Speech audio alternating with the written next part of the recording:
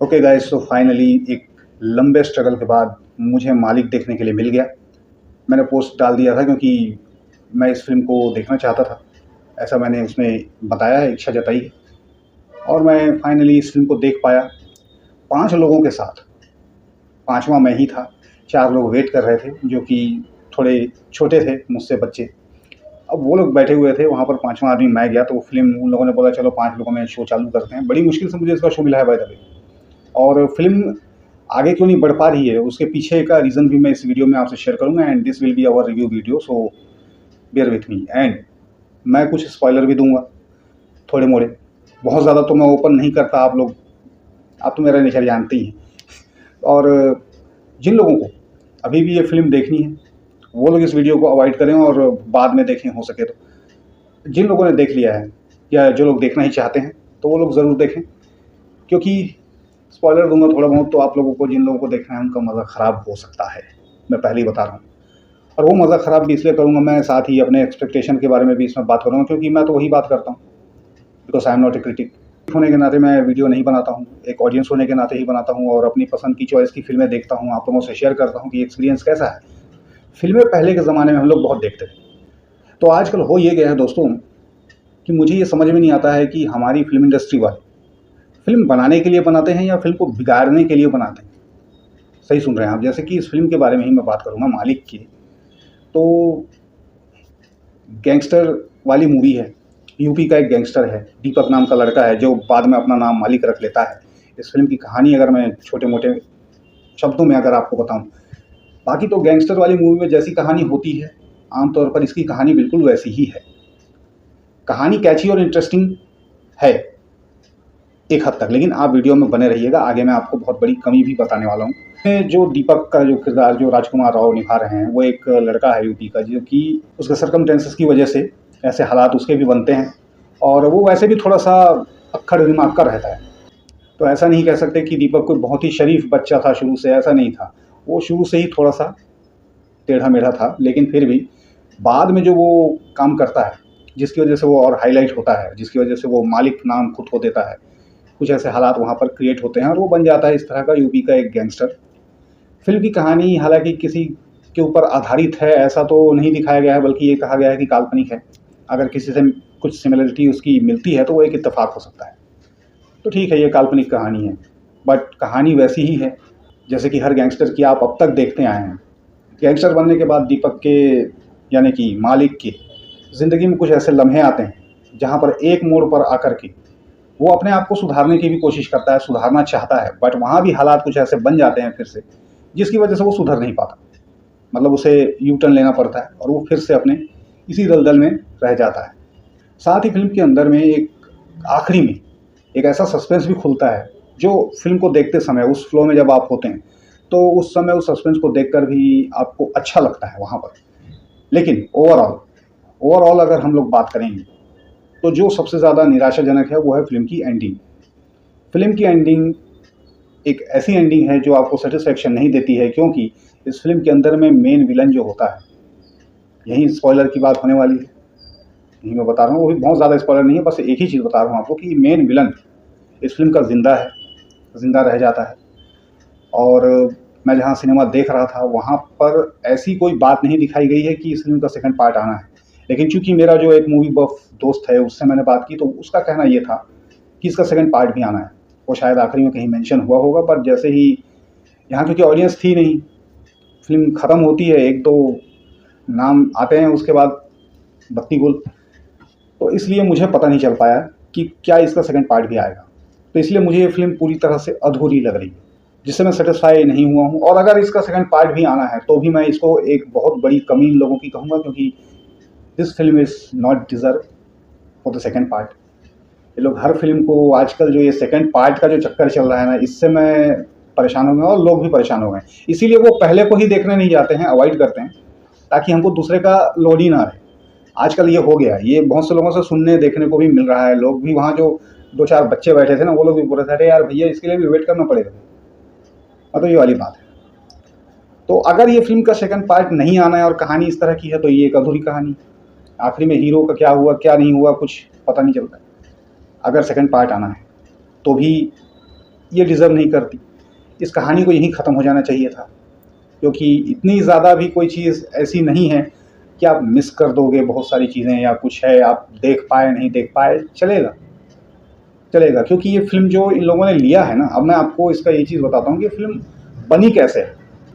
So director producer not use their brain to make this movie, because इन लोगों ने हर जगह से कुछ ना कुछ पिक किया है। हम लोग जो दर्शक हैं, जो इस तरह की मूवी देखने जाते हैं, जैसे कि मैं action, comedy, horror, thrill, suspense, ये सब मैं देखता हूँ, एनिमेटेड मूवी देखता हूँ, हॉलीवुड की देखता हूँ, ये सब मेरे जॉनर हैं। अब जो गैंगस्टर बेस्ड मूवी होती हैं, एक्शन वाली होती हैं, गैंगस्टर वाली कहानी देखने में इंटरेस्टिंग होती है, काफ़ी इंटरेस्टिंग होती है। और हम लोग जो देख के बड़े हुए हैं, जो देख के हम देखते हुए आए हैं, बेनाम बादशाह अनिल कपूर की, अपना संजय दत्त की वास्तव, सत्या, कांटे, और इस तरह की और भी जितनी मूवीज़ आई हैं, जो कि जिसको कि हम लोग कहेंगे legendary movie, shoot out Lokhandwala, Wadala, ये सारी मूवी में जो ग्रिप था, जो पकड़ थी, वो आजकल की मूवीज़ में मिलती नहीं है एक तो। इसीलिए जब कुछ इस तरह का आता है तो हम लोग का जो दिमाग है ना, वो ट्रिगर हो जाता है कि चलो यार कुछ ऐसा आ रहा होगा, तो एक्सपेक्टेशन कुछ उस तरह की रहती है। बट अनफॉर्चुनेटली आजकल जब वो मूवी हम देखते हैं तो वो मज़ा नहीं आता जो हम पहले इंजॉय करते हैं। उसका रीज़न कुछ यही है कि कुछ अधूरा सा छोड़ देते हैं, कुछ अननेसेसरी के सीन डालते हैं, कुछ ऐसे पार्ट के चक्कर में छोड़ देते हैं। We don't have much time and we can't wait. अब ऐसा लोग नहीं कर पाते, ये बहुत मुश्किल होता है। इसीलिए ये फ़िल्म सर्वाइव नहीं कर पा रही है। और मैं जहाँ तक कहूँगा कि इसका पार्ट लाने का अगर आइडिया था तो बहुत ही गलत आइडिया था। इसको इसी पार्ट में पूरा फिनिश हो जाना चाहिए था, तो ये फ़िल्म एक बहुत अच्छी फ़िल्म होती। और अभी मैंने आप लोगों को जिन भी फ़िल्मों के नाम बताए हैं, बेनाम बादशाह से लेके ये वडाला तक, इस फ़िल्म के अंदर में, इन हर फ़िल्म के अंदर से कुछ न कुछ पिक करके रखा गया है। और उसके बाद आखिरी में जो इन लोगों ने अपना दिमाग लगाया है, वही सारा गुड़ गोबर हो जाता है, जिसकी वजह से फिल्म का पूरा मज़ा और एक्साइटमेंट खराब हो जाती है। वरना ये फिल्म एक बार देखने के लायक एक अच्छी गैंगस्टर मूवी बन सकती थी। Yes, and for those reason ये फिल्म मेरे एक्सपेक्टेशन पर खरी नहीं उतर पाई है, क्योंकि मैं पार्ट अब एक्सपेक्ट नहीं करता। हर मूवी का मैं पार्ट चाहता भी नहीं हूँ कि बने, क्योंकि एक ही बार पहले आप लोग बना के तो देखो, जो बनता है उसमें कुछ छोड़ो भी, तो ऐसा छोड़ो कि बहुत नेसेसरी ना हो। अगर फिल्म पहली वाली ही पिट गई तो पार्ट का क्या करोगे आप? इसलिए पहले देख लो। इसलिए मैं बोल रहा हूँ आजकल के मेकर्स को हो क्या गया है, समझ में आता नहीं है कि ये लोग बना क्या रहे हैं, बनाने के लिए बना रहे हैं या बिगाड़ने के लिए बना रहे हैं। अच्छा, फिर अननेसेसरी सीन्स इस फिल्म के अंदर में, यदि हम हीरोइन का काम बोलें तो बहुत ही कम है, लेकिन फिर भी जहाँ भी हीरोइन के जो पार्ट आते हैं वो थोड़े इरिटेट करते हैं, बोर भी करते हैं। चलो बाकी चीज़ तो चला भी लोगे। आजकल की फिल्मों में ये हीरोइन लोगों को ऐसा डायलॉग दिए बिना काम ही नहीं चलता कि मेरा महीना चल रहा है, मेरा साल चल रहा है, मेरा ये है वो है, औरतों वाली बीमारी जो भी है। यार, भगवान के बनाए शरीर में मर्दों को भी कुछ तरह के प्रॉब्लम है, औरतों के भी कुछ तरह के प्रॉब्लम है, हमें भी नाइट फॉल हो जाते हैं और कुछ हो जाते हैं, दुनिया भर की चीज़ें हो जाती हैं। अब उस चीज़ को जिक्र करते रहना फिल्मों में, ज़बरदस्ती जहाँ उस चीज़ को बोलने की ज़रूरत नहीं है वहाँ भी उस लाइन को घुसाना, आई रियली कांट अंडरस्टैंड कि यहाँ हो क्या रहा है। मतलब अब जो सीन जहाँ पर था वहाँ उस चीज़ को अवॉइड करते हुए, उसको थोड़ा शॉर्ट करके भी उस सीन को आगे ले जाया जा सकता था इजीली। क्यों ये सब किया जाता है मेरे समझ में नहीं आता। खैर जो भी है, क्या ही बोल सकते हैं, बनाने वाले हैं भाई, उनका पैसा उनका टाइम, लेकिन हमको देखने में हमारा भी टाइम जाता है।